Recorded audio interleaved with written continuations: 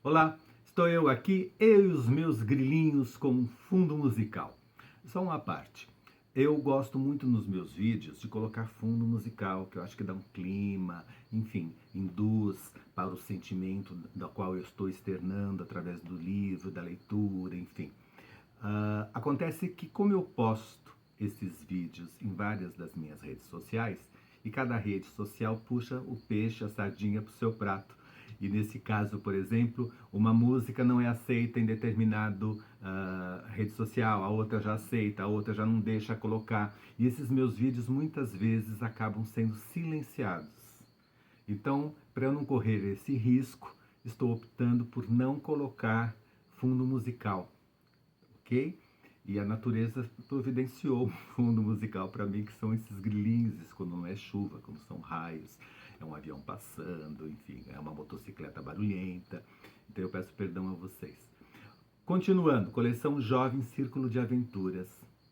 Né? Falei de Victor Hugo ontem, falando sobre o Corcunda de Notre Dame, e daí me deparo com este outro livro de um grande, maravilhoso autor francês também, Alexandre Dumas, O Conde de Monte Cristo. Ai, Ornelas, mas esses vídeos, não é antigo isso, não é isso? São antigos, sim. Né? Esse aqui, por exemplo, ele foi concluído em 1844. Em 45 ele foi lançado como folhetim, historinhas de 44 a 46, 1846. Imagina, 2 anos o Alexandre soltando pequenos capítulos, né, no folhetim sobre o Conde de Monte Cristo. Mas é tão gostoso, né? Alexandre Dumas, ele é o pai da literatura de aventura, né? Reconhecido, conhecido, aplaudido no mundo inteiro, né? Para vocês terem uma ideia, ele está enterrado no Panteão de Paris, ali ao lado de Voltaire, do próprio Victor Hugo. Ambos nasceram em 1802. No outro vídeo eu comentava, imagina nascer 2 anos, os primeiros 2 anos do século XIX, nasceu no mesmo ano de Victor Hugo. E aqui é um livro maravilhoso, né? O Conde de Monte Cristo. Conta a história de um rapaz, um marinheiro, chamado Edmond Dantès. Edmond Dantès era um marinheiro, né, que na ocasião, ele era o capitão do navio, onde ele trabalha, um cargo que ele conseguiu por mérito, e ele foi acusado injustamente por um crime que ele não cometeu.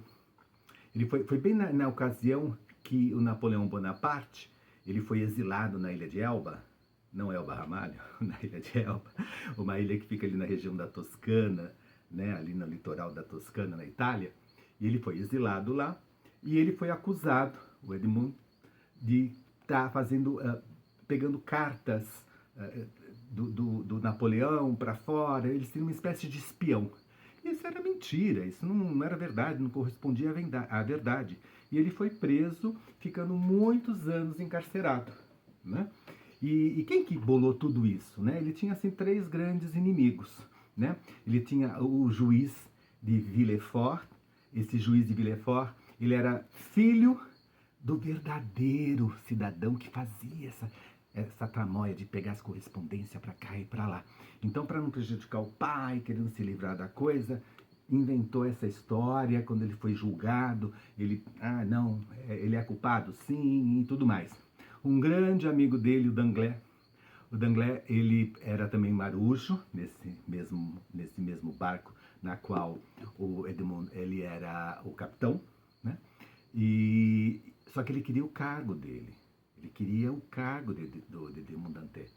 Então ele também era um interessado. Então se juntaram.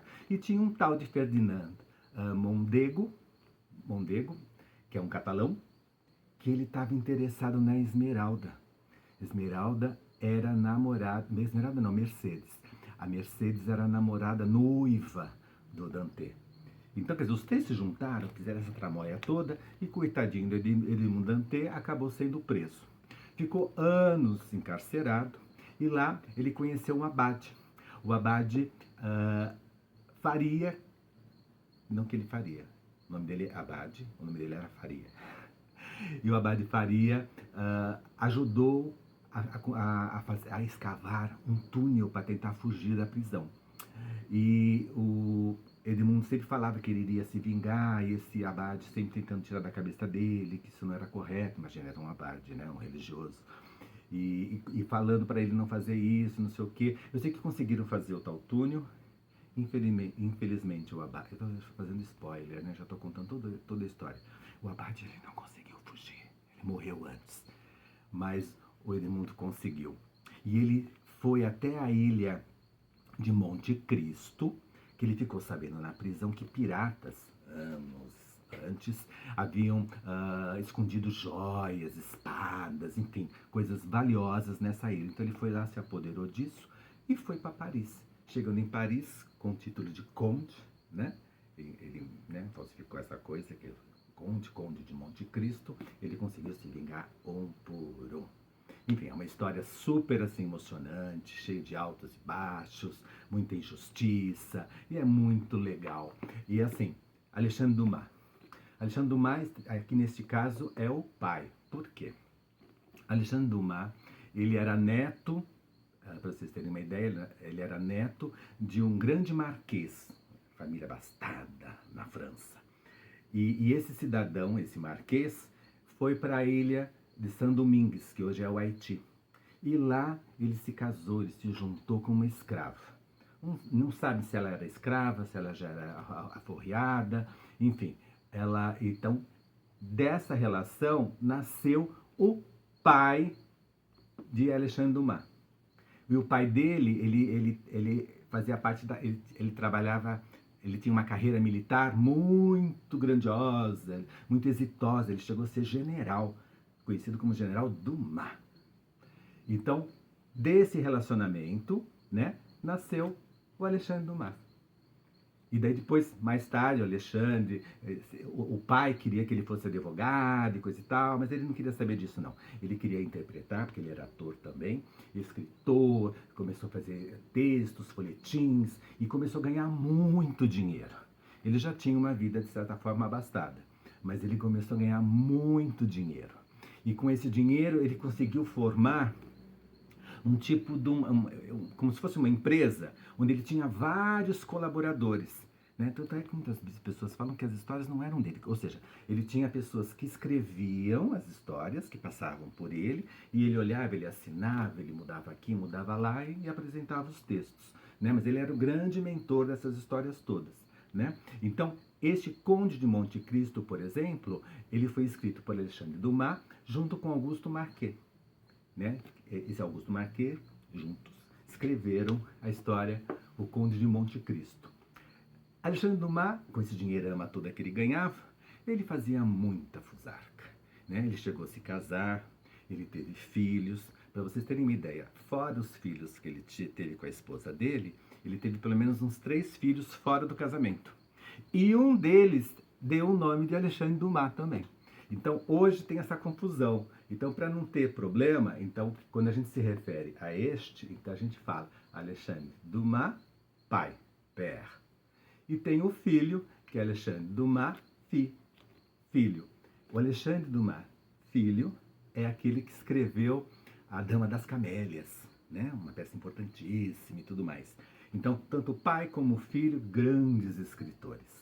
E vale muito a pena conhecer. A vida dele também foi muito louca, como eu estou dizendo para vocês, né? Neto de um marquês com uma escrava, um pai que era um general, ele ganhou muito dinheiro, ele viajou muito, e ele, assim, com essa dinheirama toda, ele gastava rodado, com mulheres, em farras, até que teve esses filhos todos fora do casamento.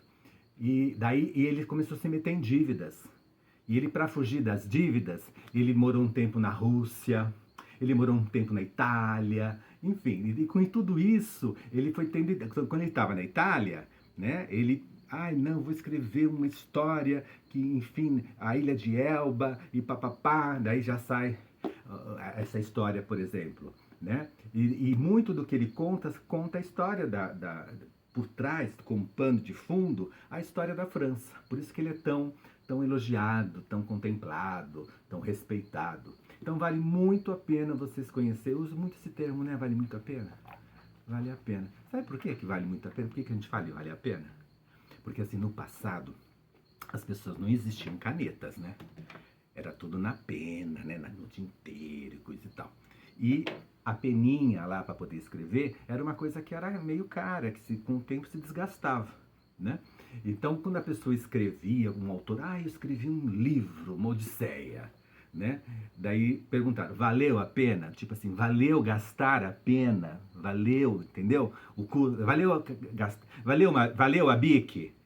Seria esse, vai, fazendo um paralelo. É a mesma coisa, vale muito a bique, né? É nesse sentido, né? Valeu a pena? Sim, valeu a pena. Valeu ter gasto, ter investido numa boa pena para poder... Essa é uma das versões para essa forma, para essa maneira de falar, né?